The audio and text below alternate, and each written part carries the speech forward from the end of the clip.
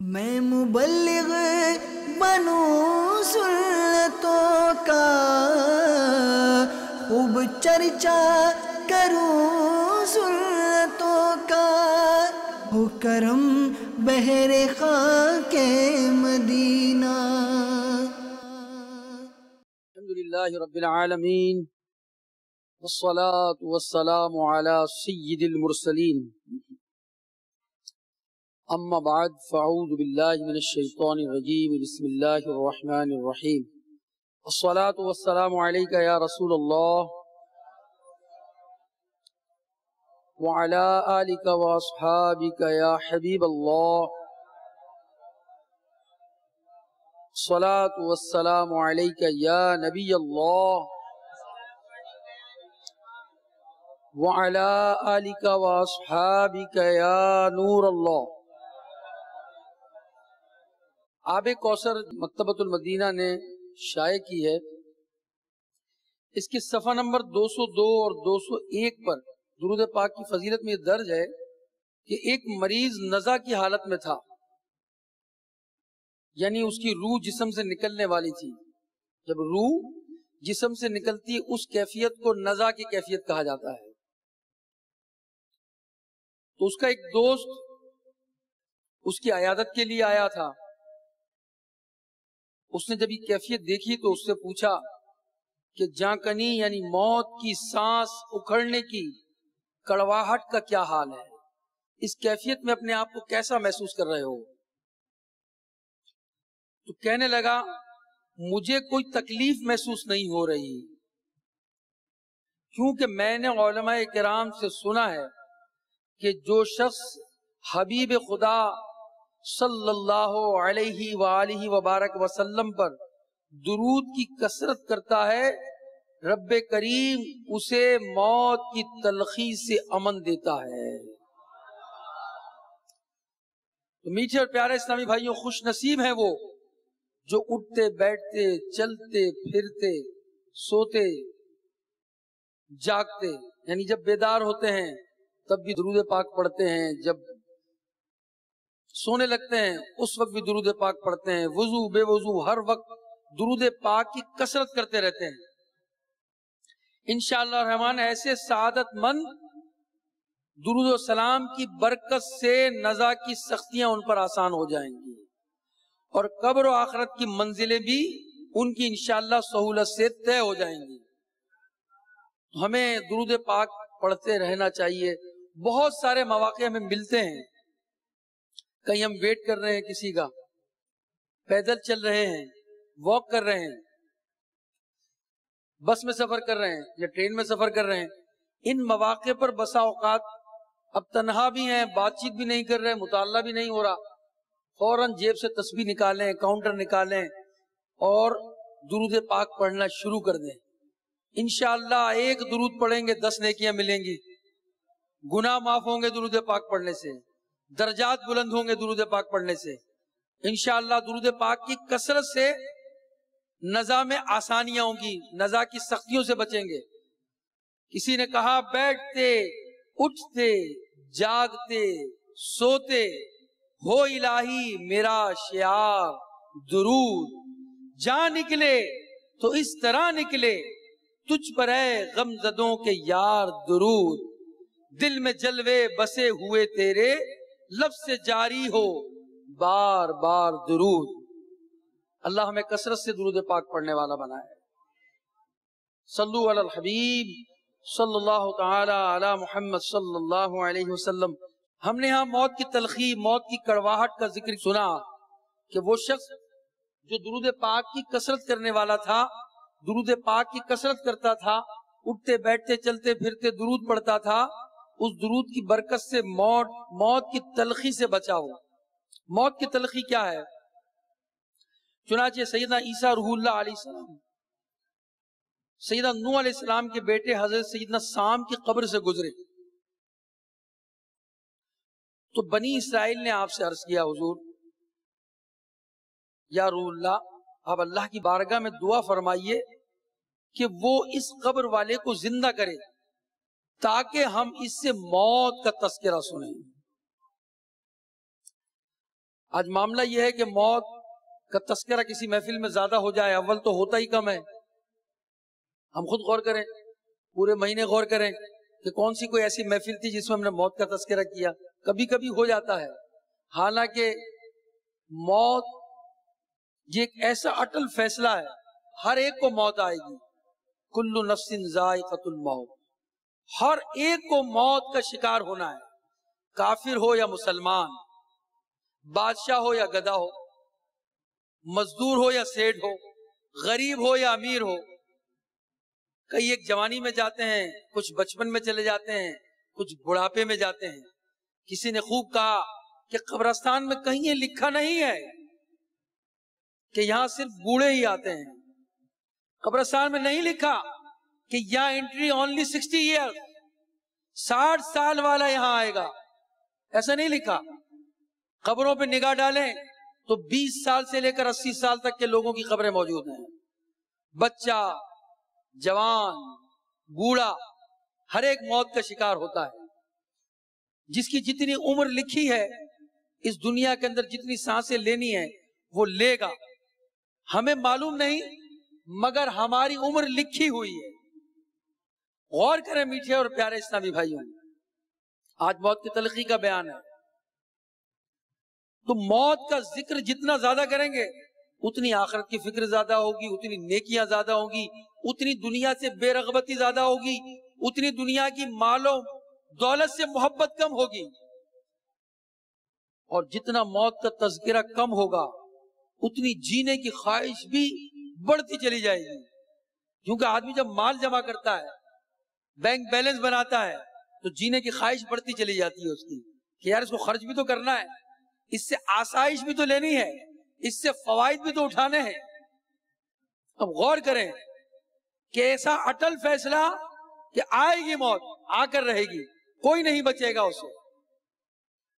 اگر دنیا میں کسی شخص کا کوئی امتحان ہوتا ہے، کوئی میٹرک ایگزام دے رہا ہے، کوئی انٹر دے رہا ہے، کوئی بی کام دے رہا ہے، کوئی سی اے کا ایگزام دے رہا ہے، کوئی مختلف ایگزام دے رہے ہیں لوگ، جب ان کے امتحانات ہوتے ہیں ٹہل ٹہل کر رات گزارتے ہیں، پڑھتے ہیں، ٹیوشن لیتے ہیں کہ امتحان میں کامیابی مل جائے، کسی طرح سے میں امتحان میں کامیاب ہو جاؤں. کتنی جد و جہد کرتے ہیں، کتنی کوشش کرتے ہیں، پھر جا کر امتحان پاس کرتے ہیں. رہ جاتے ہیں تو سپلی دیتے ہیں، پاس ہونے کی کوشش کرتے رہتے ہیں. تو دنیا کے امتحانات کے لیے ان کی نیند اڑ جاتی ہے. انٹرویو ہوتا ہے کسی ملک کا تو اس کے لیے بھی بہت سارے سوالات ہوتے ہیں، اس کی تیاری کرتے ہیں کہ یار انٹرویو میں فیل نہ ہو جاؤں. کسی جگہ جاب پر اپلائی کیا ہوتا ہے، وہاں انٹرویو ہوتا ہے تو اس انٹرویو کے لیے کوشش ہوتی ہے، اس کے سوالات یاد کرتے ہیں. اے میرے میٹھے اور پیارے اسلامی بھائیو، ہم جائزہ لیں اپنا کہ جو امتحانات قبر کے اندر ہونا ہے، جو امتحان قیامت کا ہے، کیا اس کے سارے سوالات ہمیں یاد ہیں؟ کیا ان کے سوالات کی تیاری ہم نے کر لی ہے؟ پھر ہمیں آرام سے نیند کیوں آتی ہے؟ غور کریں اگر تیاری نہیں ہے. اور حقیقت یہی ہے کہ ہماری جس طرح سے اللہ کے نیک بندوں کی تیاری ہوا کرتی تھی، وہ تو تیار رہتے تھے، وہ موت کا انتظار کیا کرتے تھے، تو ان کی تیاریاں ہوا کرتی تھی. ہماری تیاری نہیں ہے کہ ہم نے کیا جواب دینے ہیں، ہماری نمازیں کمپلیٹ ہیں یا نہیں ہیں، غور کرنا ہے ہم نے. اب کمپیریزن کریں آپ کہ دنیا کے امتحانات، دنیا کے انٹرویوز، دنیا کی کامیابی حاصل کرنے کے لیے ہم سب اس کی تقدوں میں لگے ہوئے ہیں. ہر ایک شخص اپنی اپنی جگہ پر مصروف عمل ہے، مگر قبر اور حشر کی تیاری کے لیے ہمارے پاس وقت نہیں. معاذ اللہ معاذ اللہ، کچھ لوگ یہ کہتے ہیں کہ ہمارے پاس تو مرنے کا بھی وقت نہیں. وہ تو جب موت آئے گی اس وقت اس جواب کا پتہ چل جائے گا. اللہ تعالی ہم سب کو موت کی تیاری کرنے والا بنا ہے، موت کی یاد رکھنے والا بنا ہے، موت کو یاد کرنے والا بنا ہے. ہمیں اللہ کا سچا خوف عطا فرمائے. عیسیٰ علیہ السلام سے جب بنی اسرائیل نے عرض کیا تو آپ نے قبر کے قریب 2 رکعت نماز ادا کی، اور اللہ سے حضرت سام بن نوح، حضرت نوح علیہ السلام کے شہزادے تھے، ان کو زندہ کرنے کی دعا کی، اللہ نے انہیں زندہ فرمایا، وہ قبر سے مٹی جھاڑتے ہوئے کھڑے ہو گئے، تو ان کے سر اور داڑھی کے بال سفید تھے۔ عیسیٰ علیہ السلام نے انہیں ملاحظہ کیا اور پوچھا یہ سفیدی تو تمہارے زمانے میں نہیں تھی؟ انہوں نے فرمایا میں آواز سن کر سمجھا کہ قیامت قائم ہو چکی ہے، اور اس خوف سے میرے سر اور داڑھی کے بال سفید ہو گئے۔ داڑھی کے بال ابراہیم علیہ السلام کے سب سے پہلے سفید ہوئے، اس سے پہلے کسی کے بال سفید نہیں ہوتے تھے، بڑھاپا آتا تھا مگر بال سفید نہیں ہوتے تھے، چونکہ نوح علیہ السلام کا زمانہ ابراہیم علیہ السلام سے قبل کا زمانہ ہے، اس لیے عیسیٰ علیہ السلام نے ان سے پوچھا کہ تمہارے بال سفید کیوں ہو گئے؟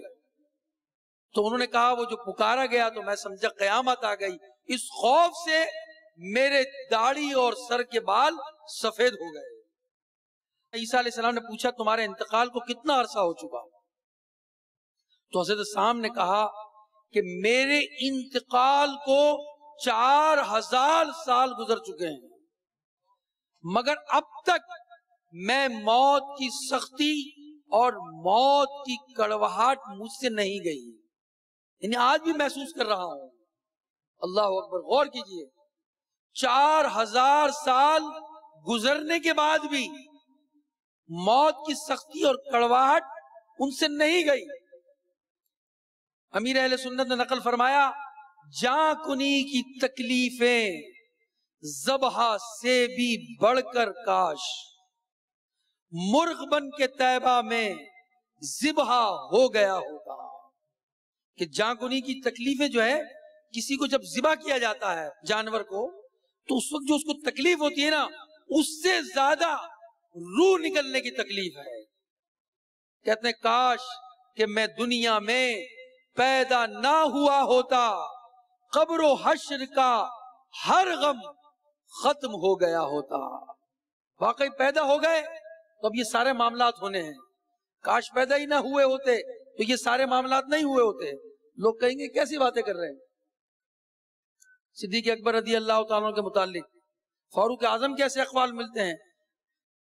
یہ دونوں حضرات میں سے ایک کہتے ہیں کہ چڑیا کو دیکھتے کاش میں چڑیا ہوتا، بعض فرماتے ہیں کاش میں دمبا ہوتا، مجھے ذبح کر دیا جاتا، میرے گوشت کو کھا لیا جاتا، کچھ گوشت کو سکھا دیا جاتا، حالانکہ یہ قطعی جنتی تھے۔ اور آج ہم پیدا ہوئے تو اب ہمیں موت کا سامنا بھی کرنا ہے۔ اللہ اکبر، جاں کنی کی تکلیفیں بھی برداشت کرنی ہے، قبر میں نکیرین کے سوالات کا سامنا بھی ہوگا، پھر اس امتحانات میں پاس ہوئے یا نہیں ہوئے یہ الگ معاملہ ہے۔ جنت کی کھڑکی کھولی جاتی ہے یا جہنم کی کھڑکی کھولی جاتی ہے، خاتمہ ایمان پر ہوگا یا معاذ اللہ کفر پر ہوگا، نہیں معلوم۔ یہی بات اللہ والوں کو جگائے رکھتی تھی، یہی بات ان کو خوف میں مبتلا رکھتی تھی۔ آج ہمارے معاملات ایسے ہیں، اس سب کچھ جانتے ہوئے بھی کہ موت آنی ہے، ہماری سوچ نہیں اس طرف، غور و فکر نہیں۔ دیکھیں موت آئے گی، جاں کنی کی تکلیفیں ہوں گی، قبر میں اتارا جائے گا، ساری آسائشیں، سارا بینک بیلنس، ساری گاڑیاں، ساری ڈگریاں سب یہی رہ جانی ہیں۔ وہاں تو نیک اعمال کام آئیں گے، نیکیاں کام آئیں گی، صلہ رحمی کام آئے گی، صدقہ و خیرات کام آئے گا، تہجد کرنے کام آنا ہے، نوافل نے کام آنا ہے، فرائض کی پابندی کام آئے گی، ایمان کام آئے گا۔ غور کریں میٹھے اور پیارے اسلامی بھائیو، تو جاں کنی کی سختیاں بہت سخت ہیں، موت کا ذائقہ بہت تلخ ہے، اس کی کڑواہٹ بہت تیز ہے۔ تو اللہ کے نبی حضرت نوح علیہ السلام کے صاحبزادے اس کڑواہٹ کو محسوس کر رہے ہیں، تو ہمارا کیا عالم ہوگا؟ اللہ تعالی ہمیں بھی محفوظ فرمائے۔ میرے میٹھے اور پیارے پیارے اسلامی بھائی، اور قیامت کے دن کے متعلق انہوں نے کہا کہ میں نے سمجھا کہ قیامت آ گئی، اسی خوف سے میرے بال سفید ہو گئے۔ تو قیامت یقیناً مسلمان کا عقیدہ ہے کہ قیامت برحق ہے۔ قیامت کسے کہتے ہیں؟ سنیے، اللہ نے ہر ایک کو نیکیوں کی جزا اور گناہوں کی سزا دینے کے لیے ایک دن مقرر کیا ہے، اس کا دن قیامت ہے. اسے آخرت بھی کہتے ہیں، اسے یوم حساب بھی کہتے ہیں. اور قیامت جب قائم ہوگی، جب روئے زمین پر کوئی اللہ کا نام لینے والا انسان باقی نہ رہے گا، پھر قیامت آ جائے گی. تب اللہ پاک کے حکم سے اسرافیل علیہ السلام سور پھونکیں گے، جسے سن کر سب لوگ مر جائیں گے، یہاں تک کہ سور بھی اور اسرافیل علیہ السلام کو بھی موت آ جائے گی. پھر جب اللہ چاہے گا اسرافیل علیہ السلام کو زندہ کرے گا، سور کو پیدا کر کے اسے دوبارہ پھونکنے کا حکم دے گا. دوسری پھونک جب سور کی ہوگی، پھر تمام لوگ اور ملائکہ اور جنات اور سب حیوانات دوبارہ زندہ کیے جائیں گے، مردے قبر سے اٹھیں گے اور میدان حشر کی طرف جائیں گے، اور وہاں ہر ایک کو اپنے اعمال کا حساب دینا ہوگا. آج اگر کسی کی FIR کٹ جائے، کسی کے وارنٹ نکل آئے، ایمانداری سے بتائیں، جس کے وارنٹ نکل آئے اس کو نیند آئے گی؟ اس کو نہیں آئے گی نیند، کہ اس کے وارنٹ نکلے ہوئے کسی وقت گرفتار ہو جائے گا، چھپتا پھر رہا ہے وہ، اسے نیند کیسے آئے گی، اسے چین کیسے آئے گا؟ ہمارے بھی وارنٹ نکل چکے ہیں، ہمارا وقت لکھا ہوا ہے، ملک الموت آئیں گے، ہماری روح قبض کریں گے. اس کے بعد قبر کے سوالات ہیں، قیامت کے سوالات ہیں. ہم کتنا خوف کر رہے ہیں، کتنا ڈر رہے ہیں. اور کیجئے، اگر واقعی جیسا خوف اللہ والوں کو تھا ویسا خوف ہمارے اندر ہوتا تو ہماری کیفیت بھی جدا ہوتی. اگر خوف قیامت ہمارے دل میں حقیقی معنوں میں راسخ ہوتا تو نماز قضا نہ ہوتی، روزے فرض نہ چھوٹتے، زکوٰۃ دینے میں کوتاہی نہیں ہوتی. اگر حقیقی خوف ہمارے دل میں ہوتا تو ہم دوسروں کی غیبتیں نہ کرتے، دوسروں کا مال نہ دباتے. اگر حقیقی خوف ہمارے دل میں ہوتا، حرام مال نہ کماتے، جھوٹ نہ بولتے، چوریاں نہ کرتے، رشوت نہ دیتے، حرام کمائی کو گھر میں داخل نہ کرتے. میرے میٹھے اور پیارے اسلامی بھائیوں، اللہ کا خوف پیدا کرنا ہے تاکہ ہم حرام مال سے بچیں، حرام بولنے سے بچیں، حرام سوچنے سے بچیں، حرام سننے سے بچیں. جی ہاں، جس طرح غیبت کرنا ناجائز ہے، گناہ ہے، غیبت کا کرنا منع ہے، اسی طرح غیبت کا سننا بھی منع ہے. کہ جہاں غیبت ہو رہی ہو وہاں سے اٹھ جائیں، بات بدل دیں. اللہ تعالی ہم سب کو محفوظ فرمائے. زہ نصیب کہ ہماری آنکھ، کان، ہاتھ، پاؤں سب رب کریم کی اطاعت میں گزریں، ہماری ساری زندگی رب کریم کی اطاعت میں گزرے. تو میں عرض کر رہا تھا موت کی تلخی کے متعلق. نزا کی کیفیت کا سامنا بھی ہونا ہے، نزا کی سختیاں، سکرات کی کیفیت، ملک الموت علیہ السلام کو دیکھنا، روح نکلنے کی تکلیف کا سامنا کرنا، یہ سب آزمائش بھرے کام ہیں. اللہ پاک جنہیں چاہتا ہے انہیں آسانیاں دیتا ہے. اے کاش ان مراحل میں، یعنی موت کے وقت کی تلخی کے وقت، روح قبض کرنے کے وقت، نکیرین کے سوالات کے وقت، قیامت کے دن نامہ اعمال پڑھنے کے وقت، ان تمام معاملات میں اللہ کی رحمت ہمارے شامل حال ہو جائے. کاش اللہ کی رحمت ہمیں مل جائے. موت اور اس کی سختیوں سے زیادہ مشکل شاید کوئی مرحلہ نہیں ہوگا اس دنیا میں. جب کسی پر جاں کنی کا عالم طاری ہوتا ہے اور جسم سے روح نکل رہی ہوتی ہے، اس وقت کی تکلیف جیسی کوئی اور تکلیف نہیں، اس وقت کے درد جیسا کوئی درد نہیں، اس وقت جیسی آزمائش ایسی کوئی آزمائش نہیں. نزا کے وقت پیش آنے والی سختیوں کا قرآن مجید فرقان حمید میں ذکر ہوتا ہے. فرمایا رب کریم نے، اور آئی موت کی سختی حق کے ساتھ، اور یہ ہے کہ جس سے تو بھاگتا تھا. تو موت کی تلخی کا قرآن مجید فرقان حمید میں بھی ذکر ہے. اس آیت مبارکہ کی تفسیر میں مبلغ اسلام حضرت علامہ شعیب رحمت اللہ تعالی علیہ فرماتے ہیں کہ سر کی آنکھوں سے موت کو دیکھنا اور ملک الموت کا مشاہدہ کرنا اور اس وقت دل میں پیدا ہونے والے خوف اور گھبراہٹ کو جھیلنا، یہ ایک ایسا امر ہے جس کی حقیقت کو بیان کرنے سے ہر بیان کرنے والے کی عبارت قاصر ہے. کوئی اس کی تکلیف کو کما حق لکھ ہی نہیں سکتا. اس کی ہولناکیوں کا احاطہ کرنے سے ہر وضاحت کرنے والا عاجز ہے. اس کی حقیقت تو صرف وہی جانتا ہے جو اس مرحلے سے گزرتا ہے، جو اس سے دوچار ہوتا ہے، جو لکھا جاتا ہے، جو بیان کیا جاتا ہے. میرے میٹھے اور پیارے اسلامی بھائیوں، نزا کے وقت آنے والی تکلیف کو ہمارے آقا صلی اللہ علیہ وسلم نے جو بیان فرمایا وہ میں آپ کی خدمت میں پیش کرتا ہوں تاکہ ہم غور کریں کہ نزا کے وقت کی تکلیف کا کیا عالم ہوتا ہے. سیدنا حسن بصری سے روایت ہے کہ نبی کریم علیہ الصلوۃ والسلام نے ارشاد فرمایا کہ موت کی تکلیف اور اس کے حلق میں اٹک جانے کا ذکر کرتے ہوئے فرمایا یہ تکلیف تلوار کی 300 وار کے برابر ہے. کہ کسی کو تلوار کے 300 وار مارے جائیں یہ اس کے برابر ہے. ہم تو تلوار سے آشنا ہی نہیں ہیں. آپ کبھی تلوار کو دیکھیں. صحابہ کرام کی جو تلواریں کئی ایک میوزیم میں رکھی ہوئی ہیں، ہم نے جب اس کو دیکھا تو حیران ہو گئے کہ صحابہ کرام جو جو کی روٹی کھا کر اتنی ہیوی تلوار کو اٹھایا کرتے تھے، آج شاید ہم ان ہیوی تلواروں کو اٹھا کر چلا نہ سکیں، اس کو گھما نہ سکیں. وہ ایک تلوار کا وار کیسا ہوتا ہوگا، اور جب اس کے 300 وار لگیں گے تو اس وقت تکلیف کا کیا عالم ہوگا. بارگاہ رسالت میں موت اور اس کی شدت کے بارے میں سوال ہوا. ہم سب کے آقا صلی اللہ علیہ وسلم نے فرمایا آسان ترین موت ایک کانٹے دار ٹہنی کی طرح ہے جو کہ روئی میں پھنسی ہوئی ہے، لہذا جب بھی اسے روئی سے نکالا جائے گا تو اس کے ساتھ روئی ضرور آئے گی. یعنی کانٹے دار کوئی جھاڑی ہو اور روئی اس کے ساتھ ہو، اور جب اس کو کھینچا جائے تو اس کے کانٹوں میں وہ روئی پھنس جائے گی. ایسی مثال موت کی دی گئی کہ موت بھی ایک کانٹے دار ٹہنی کی طرح ہے. اسی طرح حضور علیہ الصلوۃ والسلام نے فرمایا، حضور علیہ الصلوۃ والسلام ایک مریض کی عیادت کے لیے گئے، پھر ارشاد فرمایا میں جانتا ہوں اس پر کیا گزر رہی ہے، اس کی کوئی رگ بھی ایسی نہیں.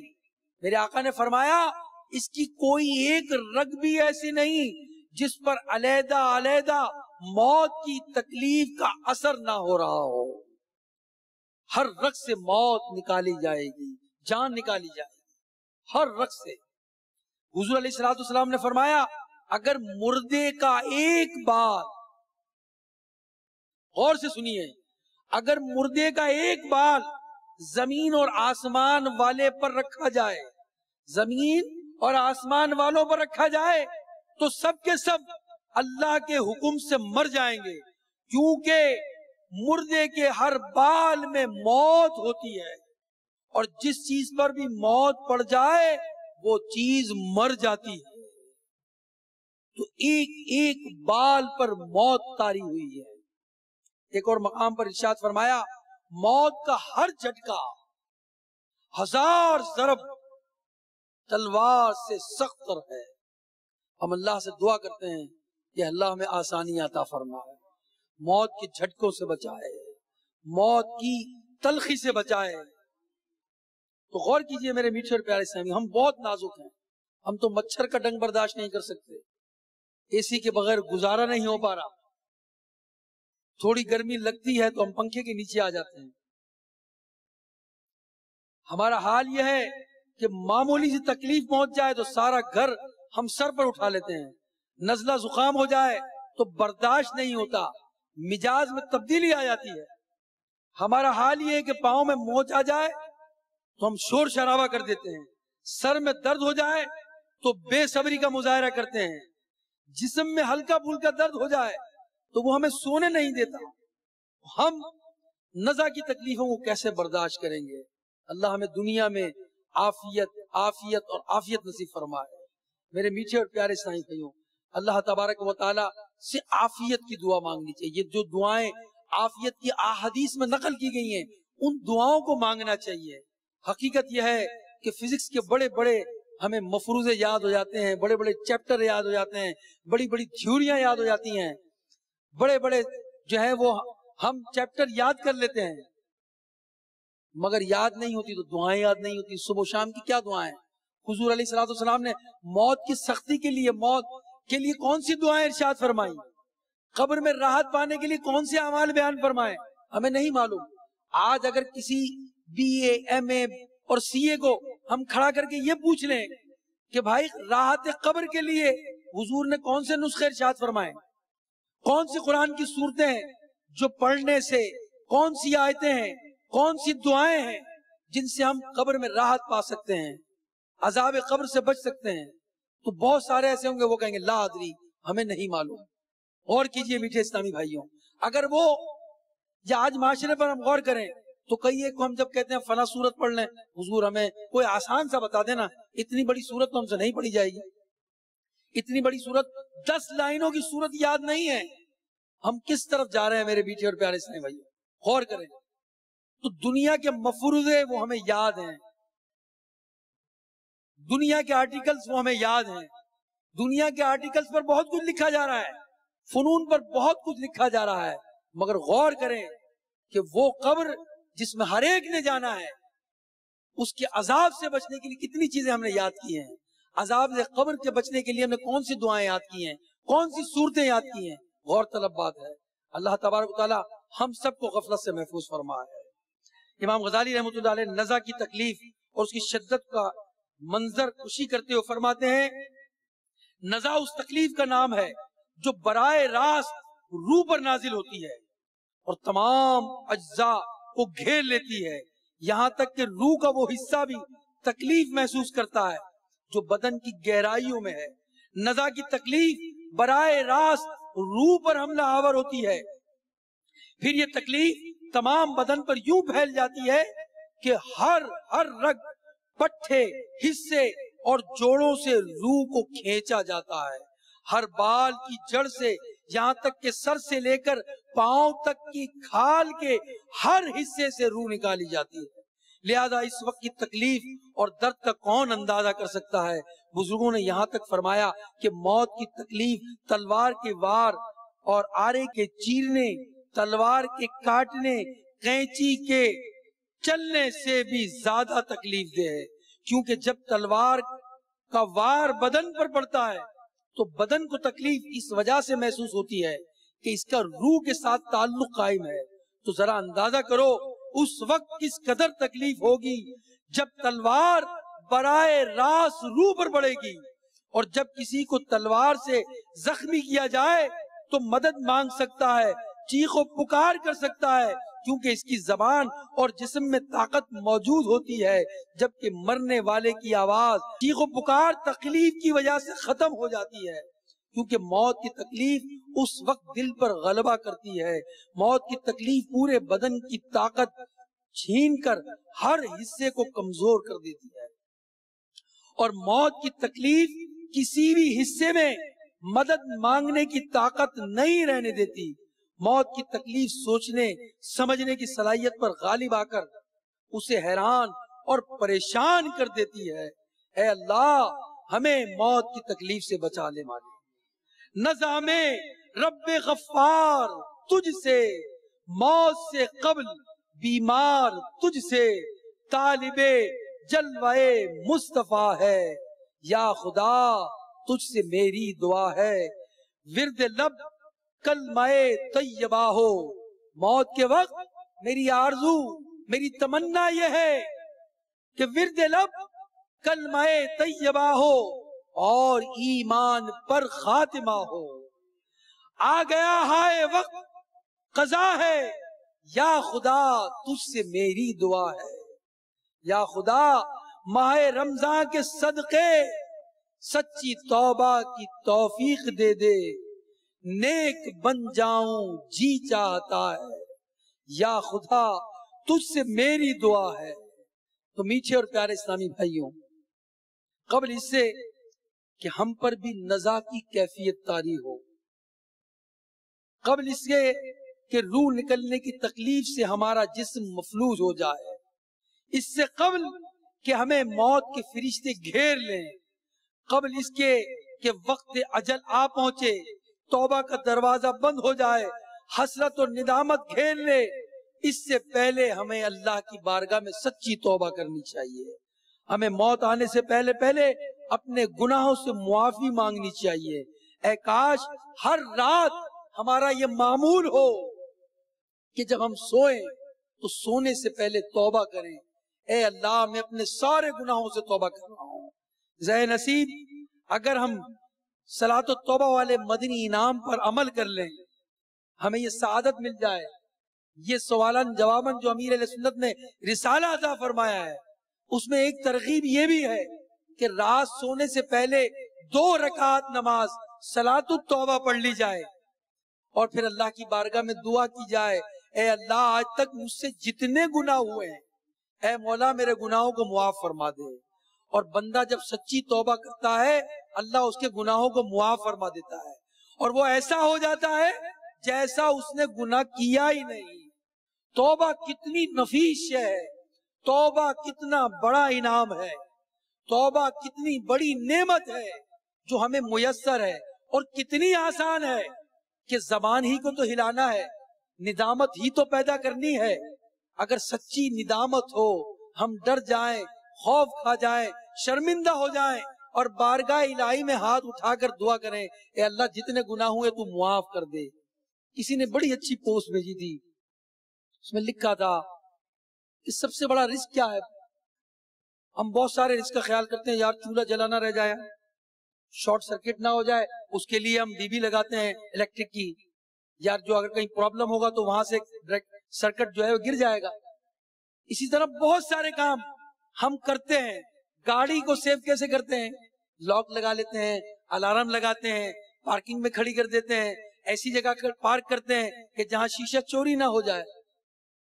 ساری چیزیں اس کی سیکورٹی کی کرتے ہیں. غور کریں، اس پوسٹ میں لکھا تھا کہ سب سے بڑا رزق یہ ہے کہ انسان بغیر توبہ کے سوتا ہے. بغیر توبہ کے سونا یہ بہت بڑا رزق ہے. اور توبہ کر کے سو گیا اور اگر زندگی اس کی پوری ہو گئی تو توبہ پر مرا. جب توبہ پر جو مرے گا، سچی توبہ کرے گا اور مر گیا، اللہ اس کے گناہ معاف فرما دے گا. اللہ ہمیں ہر رات توبہ کر کے سونے والا بنا ہے. اے میرے پیارے اور میٹھے اسلامی بھائیوں، قرآن مجید فرقان حمید میں بھی ارشاد ہوا، فرمایا جو اپنے ظلم کے بعد توبہ کرے اور سنور جائے تو اللہ اپنی مہربانی سے اس پر رجوع فرمائے گا.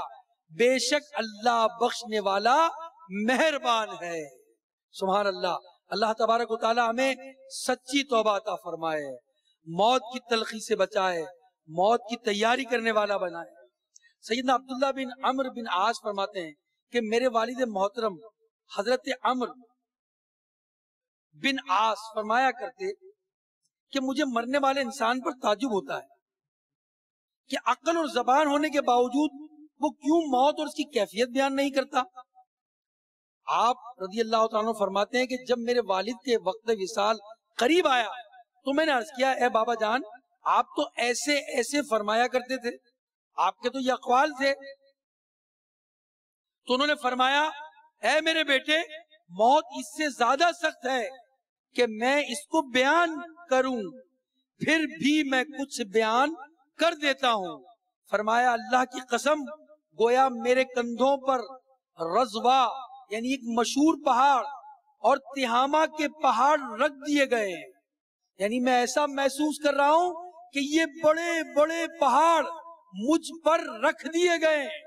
گویا میری روح سوئی کے ناکے سے نکالی جا رہی ہے، گویا میرے پیٹ میں ایک کانٹے دار ٹہنی ہے اور آسمان زمین سے مل گیا ہے اور میں ان دونوں کے درمیان موجود ہوں. منقول ہے کہ سیدنا موسیٰ علیہ السلام سے اللہ کریم نے پوچھا کہ آپ نے موت کو کیسا پایا؟ تو موسیٰ علیہ السلام نے فرمایا اللہ کے نبی کیا کہہ رہے ہیں؟ فرما رہے ہیں میں نے موت کو اس چڑیا کی مانند پایا جسے زندہ کڑائی میں بھونا جا رہا ہو. زندہ چڑیا کو بھونا جا رہا ہو، اب نہ تو وہ مرے کہ راحت پائے اور نہ وہ اڑے، نہ اڑنے کی اس کو اس وقت صلاحیت ہے، اڑ بھی نہیں پا رہی اور مر بھی نہیں رہی. اس کیفیت میں میں نے موت کو پایا ہے. ایک بزرگ کے بارے میں آتا ہے کہ وہ بیماروں کی عیادت کے لیے بہت جایا کرتے تھے. ان سے پوچھا آپ نے موت کو کیسا پایا جب ان کا آخری وقت آیا؟ تو انہوں نے کہا گویا آسمانوں کو زمین سے ملا دیا گیا ہو، میری روح سوئی برابر سوراخ سے نکل رہی ہو، میں نے ایسا موت کو پایا ہے۔ میرے میٹھے اور پیارے سے بھائیوں، امیر اہل سنت فرماتے ہیں یہ عرض گناہگار کی ہے شاہ زمانہ، جب آخری وقت آئے مجھے بھول نہ جانا۔ اے کاش جب ہم سب کی موت کا وقت قریب آئے، کاش زہ نصیب ہمارے آقا صلی اللہ علیہ وسلم کلمہ یاد دلا دیں، زہ نصیب ہمیں کلمہ پڑھائیں، ہم مصطفیٰ علیہ السلام کے جلووں میں ایسا گم ہو جائیں کہ موت کی سختی اور تلخی ہمیں محسوس ہی نہ ہو۔ فرماتے ہیں جب آخری وقت آئے یا رسول اللہ ہمیں بھول نہ جانا، سکرات کی جب سختیاں ہوں سرکار تاری للہ مجھے اپنے نظاروں میں گمانا، ڈر لگتا ہے ایمان کہیں ہو نہ جائے برباد، سرکار برے خاتمے سے مجھ کو بچانا، جب روح میرے تن سے نکلنے کو کھڑی ہو، شیطان لعین سے میرا ایمان بچانا۔ آقا آقا میرا جس وقت کے دم ٹوٹ رہا ہو اس وقت مجھے چہرہ پر نور دکھانا، سرکار مجھے نزع میں مت چھوڑنا تنہا، تم آ کے مجھے سورہ یاسین سنانا۔ تو میٹھے اور پیارے اسلامی بھائیوں، موت کے ذائقے اور تلخی سے متعلق بیان سنا۔ دعوت اسلامی کا مدنی ماحول ہمیں دنیا کے ساتھ فکر آخرت کی بھی تلقین کرتا ہے۔ ہم سب اس مدنی ماحول سے وابستہ ہو جائیں۔ اس میں موت کی یاد کے بھی تذکرے ہوتے ہیں اور مصطفیٰ علیہ السلام کی محبت کے بھی جام پلائے جاتے ہیں۔ جیسا ماحول ہوگا ویسی بات ہوگی۔ اچھا ماحول ہے تو زبان سے اچھی چیز دیکھ کر سبحان اللہ نکلے گا، اچھی بات سن کر سبحان اللہ نکلے گا، اچھی بات دیکھ کر جو کوئی اچھی چیز دیکھ کر ماشاء اللہ کہا جائے گا، اور آئندہ کے لیے کوئی بات کر رہے ہیں تو انشاءاللہ کہیں گے۔ اچھا ماحول انسان کے کردار کو بدل دیتا ہے، انسان کی گفتار کو بدل دیتا ہے، انسان کے شب و روز بدل دیتا ہے۔ اگر آپ چاہتے ہیں کہ آپ کے شب و روز اچھے ہو جائیں تو اچھے ماحول کو اپنا لیجئے۔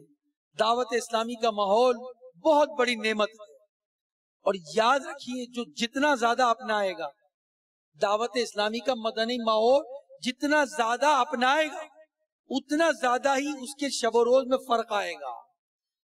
اگر کوئی شخص کبھی کبھی اجتماع میں آتا ہے تو وہ اس کی کبھی کبھی برکت پائے گا، اگر کوئی شخص پابندی سے اجتماع میں آتا ہے تو پابندی سے جو ہے وہ اس کو یہ برکتیں ملتی چلی جائیں گی۔ میں ایک مثال بارہا دیتا رہتا ہوں کہ جو قطرہ قطرہ مستقل گرتا رہے تو چٹان میں بھی سوراخ پیدا کر دیتا ہے۔ جب اچھی باتیں مستقل سنتے رہیں گے، اچھے لوگوں کے ساتھ بیٹھتے رہیں گے، درس میں شرکت کرتے رہیں گے، اجتماع میں آتے رہیں گے اور نیکی کی دعوت کے لیے مدنی دورہ کرتے رہیں گے، مدنی قافلے میں جاتے رہیں گے، مدنی حلقوں میں بیٹھتے رہیں گے، دعا کے اندر جو اجتماعی دعا میں شریک رہیں گے، اچھے دوستوں کی صحبتیں پاتے رہیں گے، تو میٹھے اور پیارے اسلامی بھائی آپ اپنے اندر خود تبدیلی محسوس کریں گے۔ بہت سارے اسلامی بھائی ایسے ہیں کہ جو مدنی ماحول سے منسلک رہتے ہیں، 12 مدنی کام کرتے رہتے ہیں، کبھی درس دے رہے ہیں، کبھی بیان سن رہے ہیں، کبھی صدائے مدینہ لگا رہے ہیں، فکر مدینہ کر رہے ہیں، ان کی کیفیت ان اسلامی بھائیوں سے مختلف ہوتی ہے کہ جو کبھی کبھی اجتماع میں آتے ہیں، کبھی درس میں بیٹھتے ہیں، کبھی جو ہے وہ مدنی دورے میں جاتے ہیں۔ تو جو جتنا گڑ ڈالے گا اتنا میٹھا ہوگا، اور میں آپ سے کہتا ہوں گڑ نہ ڈالیں، چینی نہ ڈالیں، آج اس کے سائیڈ ایفیکٹ بیان کیے جا رہے ہیں، شہد ڈال دیں آپ، ٹھیک ہے نا؟ تو شہد کیسے ملے گا؟ مدنی ماحول سے ملے گا، اعمال کا شہد، نیکیوں کا شہد، 12 مدنی کاموں کا شہد۔ جی ہاں، 12 مدنی کاموں کا شہد پانا ہے، دعوت اسلامی کے مدنی ماحول میں آنا ہے اور پابندی سے آنا ہے۔ تو دعوت اسلامی کے مدنی ماحول سے ہم کو ہر دم وابستہ رہنا ہے، 12 مدنی کاموں میں شامل رہنا ہے۔ کہیے انشاءاللہ۔ صلو علی الحبیب. میں مبلغ بنوں سنتوں کا، خوب چرچا کروں سنتوں کا، ہو کرم بحر خاک مدینہ.